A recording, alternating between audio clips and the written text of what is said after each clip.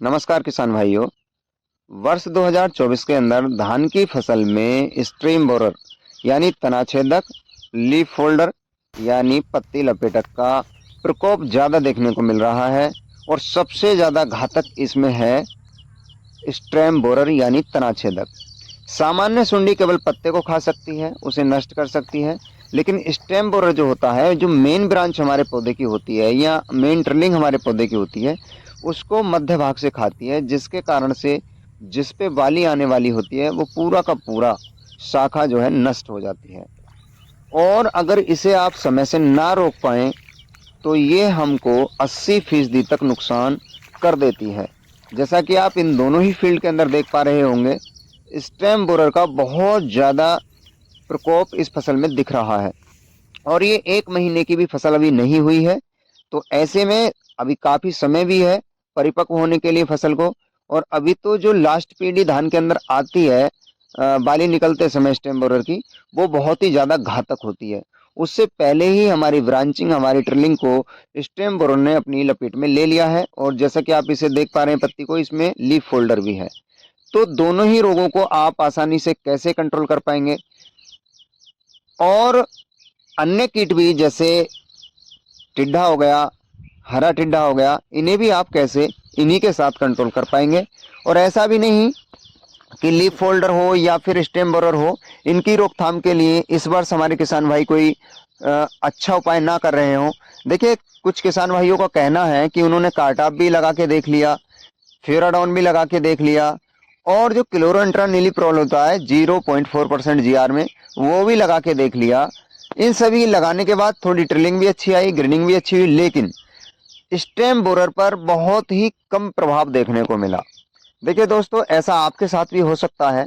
इन सभी का एक ही कारण है, कम वर्षा और ज़्यादा तापमान वातावरण में होना। चूंकि इस वर्ष पश्चिमी उत्तर प्रदेश की मैं बात करूं तो बहुत ही कम बारिश हुई है। बहुत ही कम क्या, मतलब इस वर्ष सभी वर्षों से कम बारिश हुई है और टेम्परेचर सबसे ज़्यादा इस वर्ष रहा है। तो जो दवाइयाँ डिज़ाइन की जाती हैं, लगभग 40 के अंदर जो टेम्परेचर रहता है उस पर बहुत अच्छे से वर्क करती हैं। जैसे ही 40 को टेम्परेचर क्रॉस करेगा, दवाइयों का प्रभाव कम होना शुरू हो जाता है। तो ऐसे में जब टेम्परेचर भी हाई हो, वर्षा भी कम हो रही हो, कौन से ऐसे टेक्निकल हैं या कौन सी ऐसी दवाइयां हैं जो इन पर बहुत ही सटीक तरीके से वर्क कर सकती हैं और जिससे आप लीफ फोल्डर हो या फिर स्ट्रीम बोरर हो, दोनों को बहुत ही प्रभावशाली ढंग से कंट्रोल कर पाएं। तो आज के इस वीडियो में मैं आपको बिखराव विधि और स्प्रे विधि, दोनों तरीके से, दोनों मेथड से आप इसे कैसे कंट्रोल करेंगे वो बताने वाला हूं। उससे पहले मैं आपसे निवेदन करूंगा, यदि आप पहली बार मेरे यूट्यूब चैनल पर आए हैं तो मेरे यूट्यूब चैनल को सब्सक्राइब कर लीजिए, बेल आइकन बटन को प्रेस कर लीजिए और साथ ही दोस्तों, अगर हमारे इस वीडियो की जानकारी आपको अच्छी लगी हो तो लाइक ज़रूर करिएगा और कोई बात बतानी हो, पूछनी हो तो फिर कमेंट सेक्शन में अपना कमेंट ज़रूर छोड़ें और लगे ये जानकारी शेयर करने योग्य है तो अपने मित्रों के साथ इसे शेयर भी करें। देखिए दोस्तों, सबसे पहले हम बात करेंगे स्प्रे की। तो स्प्रे में ज़्यादातर जो इंसेक्टिसाइड हैं वो कॉन्टैक्ट इंसेक्टिसाइड हैं, यानी जैसे ही आप स्प्रे डालेंगे वो कीट को मारना शुरू कर देंगे, अगर कीट उनके प्रभाव में आ जाए तो। दूसरे तरीके के जो इंसेक्टिसाइड हैं वो होते हैं अंतः प्रवाही, यानी आप पत्तियों पे डाल दें तो वो पूरे पौधे में फैल करके जहां भी उसे इंसेक्ट मिलेगा, चाहे रस चूसक हो, चबाने वाला हो, उन सभी को जैसे ही वो रस चूसेंगे या फिर खाएंगे, स्टोमच को पैरालाइज करेगा और वो कीट मर जाता है। अगर हम कहें कि इन तरीके में दोनों ही तरीके को शामिल किया जाए, जैसे सिस्टमिक एंड कंटेक्ट इंसेक्टिसाइड, तो बहुत ही प्रभावशाली ढंग से हमें रिजल्ट देखने को मिलते हैं। और यही कमी हमारे किसान भाई कर रहे हैं, वो सिस्टमिक एंड कॉन्टेक्ट प्रकार के इंसेक्टिसाइड को अभी स्प्रे में नहीं ला रहे हैं। कोई भी आपने देखा होगा या तो लैम्डासाइलोथ्रिन लेके भाग पड़ा, उसका स्प्रे कर दिया। तो लैम्डासाइलोथ्रिन जो टेक्निकल है वो इस तरीके का है कि अगर उसके टच में कोई भी इंसेक्ट आ गया तो निश्चित तौर पर वो मारा जाएगा। लेकिन जो जमीन के आसपास के एरिया में जो हमारे पौधे की नाल होती है उसमें बैठा हुआ इंसेक्ट है वो नहीं मर पाता है। और यही कारण है कि इस तरीके के स्प्रे से जो स्टेम बोरर वाली इल्ली है वो नहीं मर पाती है। तो इसके प्रभाव को कम करने के लिए या फिर इल्ली को मारने के लिए आपको ब्रॉडकास्ट स्पेक्ट्रम वाली दवाइयाँ या कह सकते हैं कॉन्टैक्ट एंड सिस्टमिक दवाइयों का प्रयोग करना होता है। तो जिसमें सबसे पहले अगर मैं बात करूं तो क्लोरोफाइरिफॉस प्लस साइपरमेथ्रिन। क्लोरोफाइरिफॉस 50% plus cypermethrin 5%। आप इस कॉम्बिनेशन को लेके आइए और दोस्तों इसका प्रभाव और अत्यधिक बढ़ाने के लिए इमामेक्टिन बेंजोएट को शामिल कर लीजिए। अगर मैं बात करूं क्लोरोफाइरिफॉस प्लस साइपरमेथ्रिन की डोज की तो आप 250 से 300 ml और इमामेक्टिन बेंजोएट 100 ग्राम आप दोनों का मिक्सचर करके अलग अलग घोल के आपस में मिलाकर स्प्रे कराइए। मैं दावे से कह सकता हूं आपको लीफ फोल्डर हो या फिर स्टेम बरोर हो यानी तना छेदक हो या फिर कोई भी इंसेक्ट क्यों ना हो, बिल्कुल निश्चित तौर पर आपका रुकेगा ही। और इतना प्रभावशाली रिजल्ट आपको देखने को मिलेगा कि जैसे ही आप स्प्रे डालेंगे आपको तुरंत आपकी फसल पर 2 से 3 दिन में उसका प्रभाव दिखने में आ जाएगा। और जो आपके धान के अंदर स्टेम बोरर के कारण जो ट्रिलिंग आई थी, नष्ट हो चुकी है, वो भी एकदम भरभरा करके आएगी। क्योंकि जो धान है, धान का पौधा 55 दिन तक आराम से ट्रिलिंग कर लेता है। तो समय रहते आपको इसका स्प्रे करना होता है। और दोस्तों ना केवल क्लोरोफाइरिफॉस प्लस साइपरमेथ्रिन, आप इसकी जगह इमीडा क्लोरपिड भी ले सकते हैं और साथ में इमामेक्टिन बेंजोएट भी ले सकते हैं, या फिर आप इमीडा क्लोरपिड प्लस फिप्रोनिल भी ले सकते हैं।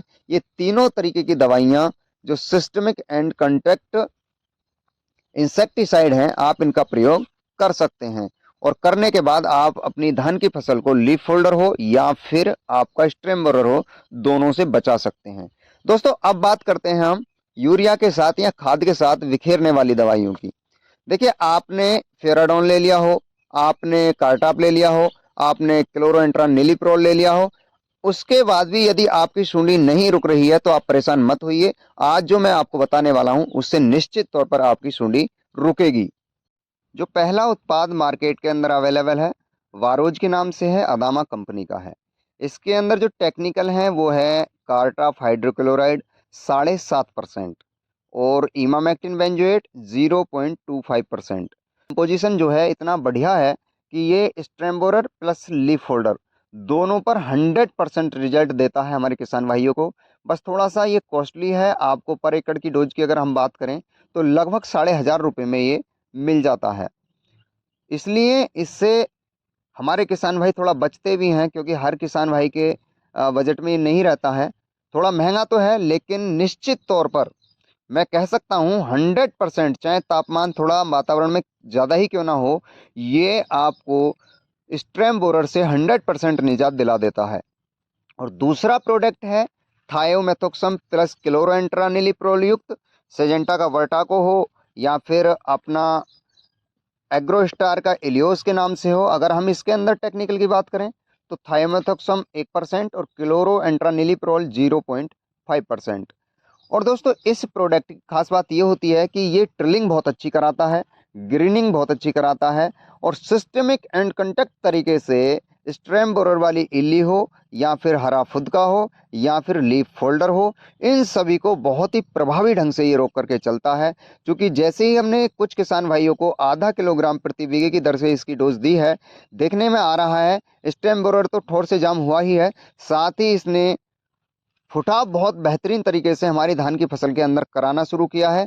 और चूंकि सिजेंटा का वर्टाको हो या इलियोस हो, ये गन्ने में भी लगता है, अन्य फसलों में भी लगता है जहां अंदर वाली सूंडी रहती है। तो धान के तने के अंदर जो सूंडी आती है स्टेम बोरर वाली, ये उसे बहुत ही प्रभावी ढंग से रोक करके चलता है। तो आपसे निवेदन है कि अगर आप अन्य दवाइयाँ लगा करके परेशान हो गए हों तो आप इनका इस्तेमाल एक बार ज़रूर करिए। और दोस्तों चूंकि खाद के साथ बिखेरने वाली ये दोनों ही दवाइयाँ कॉस्टली हैं, तो मैं रिकमेंड करूंगा कि आप स्प्रे पे जाएं।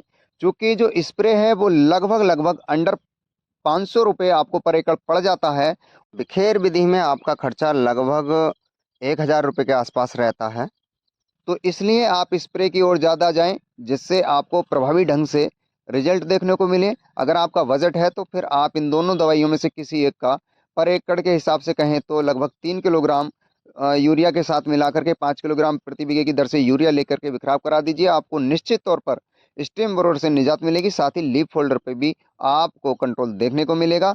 तो आपसे पुनः निवेदन है कि आप दोनों में से किसी एक दवाइयों का प्रयोग करा सकते हैं, या तो बिखराब या स्प्रे, और आप इस रोग से निजात पा सकते हैं। पुनः कहूँगा कि यदि वीडियो पसंद आई हो तो लाइक करें, शेयर करें, और हमसे जुड़े रहने के लिए हमारे यूट्यूब चैनल को सब्सक्राइब करें, बेल आइकन बटन को प्रेस कर लें।